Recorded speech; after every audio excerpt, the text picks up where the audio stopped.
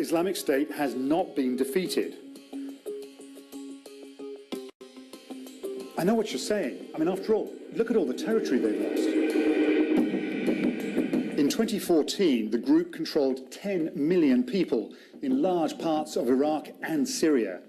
Then the world took notice and took action. So yes, the dream of a caliphate, an Islamic State, that's over. But IS can still do damage.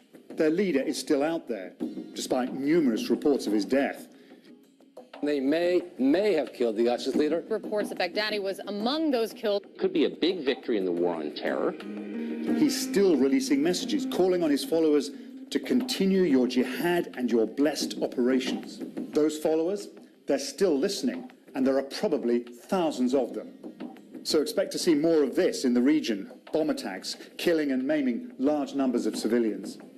And not just in Iraq and Syria. IS has active franchises in Afghanistan, in Yemen, in Libya. And yes, there will continue to be attacks in the West too. London, Barcelona, Paris.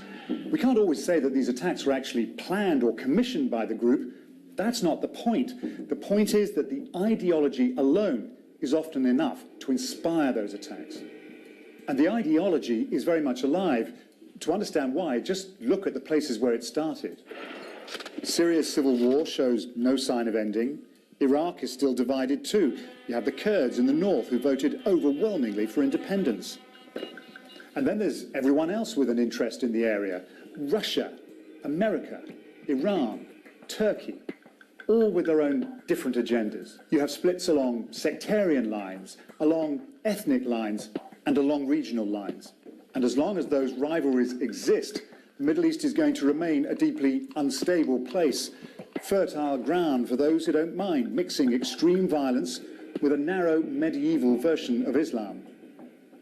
And remember, groups like IS, like its predecessors, were able to cause mayhem without actually occupying any territory.